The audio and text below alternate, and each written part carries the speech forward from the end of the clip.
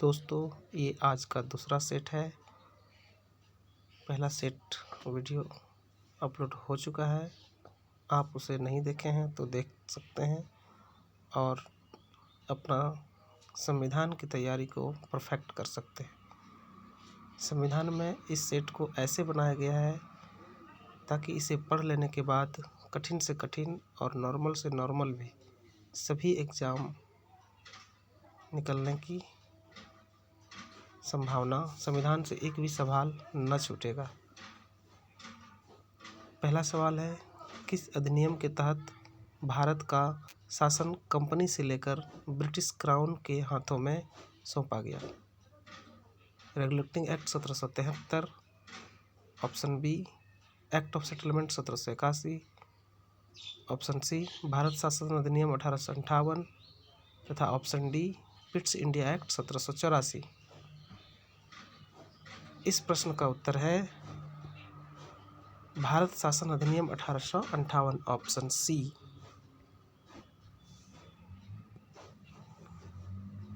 प्रश्न संख्या 2, किस अधिनियम के तहत भारत में 15 सदस्यों की भारत परिषद का सृजन हुआ? Option A regulating act 1773, option B act of settlement 1781, option C Pitt's India act 1784, option D Bharat शासन अधिनियम 1858। इसका भी उत्तर है दोस्तों भारत शासन अधिनियम 1858, ऑप्शन डी। तीसरा क्वेश्चन है, किस अधिनियम के तहत भारत में शासन संचालन के लिए ब्रिटिश मंत्रिमंडल में एक सदस्य के रूप में भारत के राज्य सचिव की नियुक्ति की गई? Option A regulating act 1773, option B act of settlement 1781, option C Pitt's India act 1784, option D Bharat शासन अधिनियम 1858।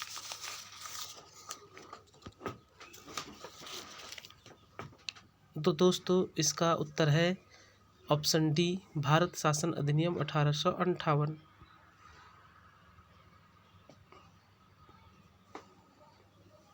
प्रश्न संख्या 4, किस अधिनियम के तहत गवर्नर जनरल को पहली बार अध्यादेश जारी करने की शक्ति प्रदान की गई? Regulating act 1773, option B Bharat परिषद अधिनियम 1861, option C Pitt's India act 1784, option D Bharat शासन अधिनियम 1858।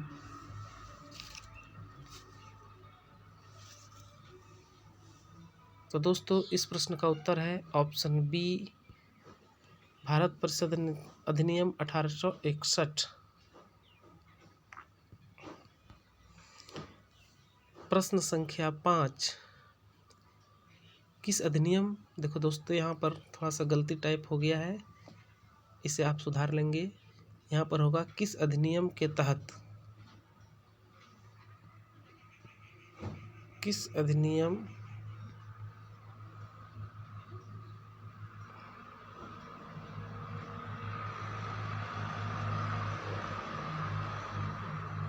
के तहत, किस अधिनियम के तहत भारत में अप्रत्यक्ष चुनाव प्रणाली की शुरुआत हुई?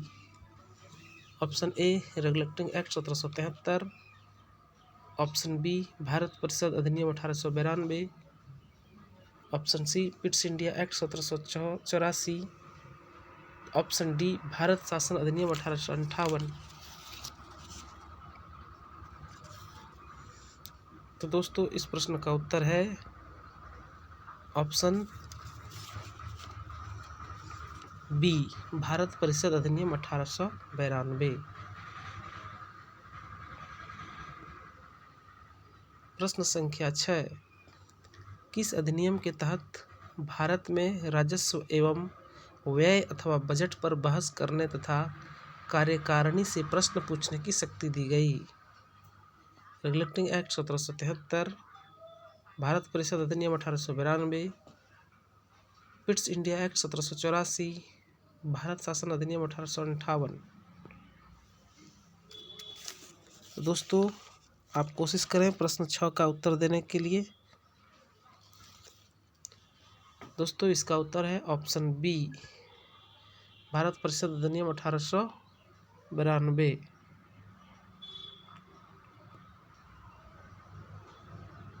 प्रश्न संख्या 7, किस अधिनियम को मार्लो मिंटो सुधार के नाम से जाना जाता है? रेगुलेटिंग एक्ट 1773, भारत परिषद अधिनियम 1892, पिट्स इंडिया एक्ट 1784 और भारत शासन अधिनियम 1909। तो दोस्तों इसका उत्तर है भारत शासन अधिनियम 1909, option D.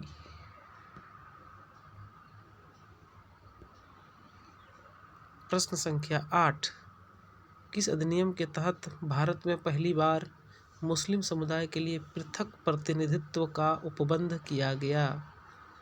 Regulating act 1773, Bharat परिषद अधिनियम 1909, पिट्स इंडिया एक्ट 1784, भारत शासन अधिनियम 1858।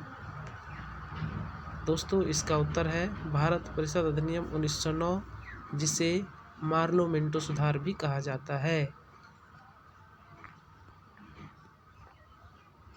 Option B. प्रश्न संख्या 9, किस अधिनियम के तहत भारत में सांप्रदायिकता को वैधानिकता प्रदान की? किस अधिनियम ने भारत में सांप्रदायिकता को वैधानिकता प्रदान की? रेगुलेटिंग एक्ट 1773, भारत परिषद अधिनियम 1909, पिट्स इंडिया एक्ट 1784, भारत शासन अधिनियम 1858। तो दोस्तों इसका उत्तर है भारत परिषद अधिनियम 1909, जिसे मार्लो मिंटो सुधार के नाम से जाना जाता है, ऑप्शन बी।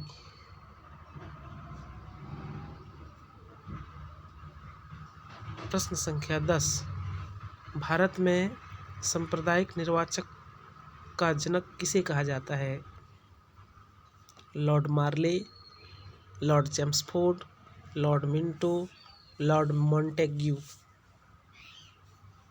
तो दोस्तों इसका उत्तर है option C, lord Minto Bharat में सांप्रदायिक निर्वाचन के जनक माने जाते हैं। तो ये 10 प्रश्नों का सेट था दोस्तों। इसे आप चाहे तो लिख सकते हैं कॉपी में। 2 से 3 बार इसे पढ़ने के बाद सारे तथ्य आपको याद रह जाएंगे। और ये थोड़ा सा टफ लगा होगा क्योंकि ये संविधान के शुरुआत की प्रश्न है और ये बेहतरीन सेट है। इससे यूपीएससी, जेपीएससी, बीपीएससी, यूपीपीएससी सारे एग्ज़ाम में क्वेश्चन पूछे जाते हैं।